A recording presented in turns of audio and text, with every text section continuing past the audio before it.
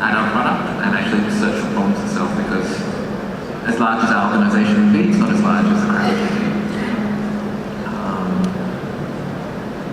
Yeah.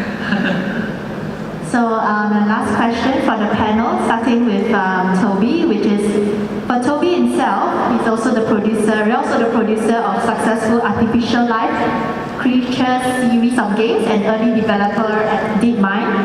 And based on your 30 experience in software development and 10 years as CTO across 3 companies, I think we'll be very excited to hear about what you think is the key takeaway in terms of how can technology be used to create a safer environment for all stakeholders. Well, I mean, technology's got a lot to tackle on all the fronts, because technology enables things long before it actually helps, and that enablement means we'll rush off and invent cool things before we've actually thought about it for long enough to figure out how to make it friendly to people. And actually, this touched on something that you were saying earlier, actually, about how we make these things scale and security and software complexity, I would say, is one of the issues that affects us enormously. As human beings, we have a habit of wanting to be in full control of the software that we're writing, which tends to mean that we approach these things from the top down and write more software rather than less software. And one of the reasons why Bitcoin was neat and tidy was because it was short, sweet, and simple. And since then, we layer more and more complexity on all of these things, and the more plumbing you've got, the easier it is to block up the pipes. So one of the things that I would say is very, very important is looking at how we manage that software complexity in a way that allows a lot of these problems to largely solve themselves. Harry?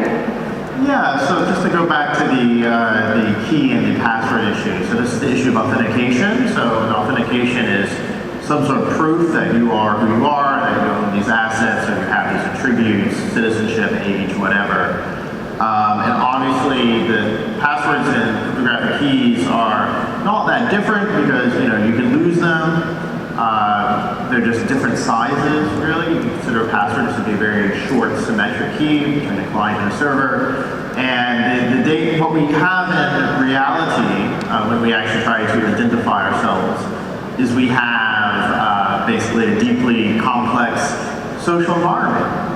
And what you see with a lot of very simplistic identity schemes, thinking about DIDs actually off the top of my head, but simply throwing an identifier on a blockchain or some key material on a blockchain probably is not a really good solution. What we need is solutions which embed themselves in our social environment, but which also don't create surveillance nightmares, create privacy nightmares that do ridiculous things, such as use biometrics, which can then be faked or leaked. It's a really horrible idea, for example, the biometrics on a blockchain where they're publicly accessible, and et cetera, et cetera. People tend not to think about these things when they're inventing weird companies and new research projects. But I do think that there has been lots of research on the intersection of privacy and authentication, particularly looking at anonymous credentials, particularly looking at multi-show credentials, and embedding those within complex social incentives and social networks, and that's probably where I think the future of a lot of these safety issues can be resolved. Interesting. I mean, the point of social networks. Jeremy? Any key takeaway in terms of how technology can be used to enable a safer use of for the users? Yeah, for digital assets. Yeah, sure. I think one thing that we can think about is by using the power of the consensus mechanisms to sort of decide on whether how users' funds could be actually secured.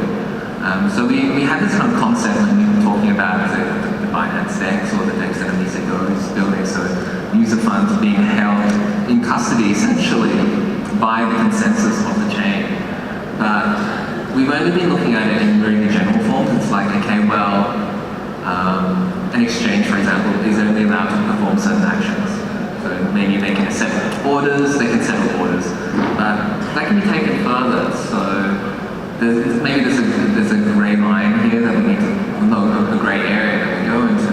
But there's ability here to say, well, okay, something's gone wrong. Do we need to block this? And this is sort of something that is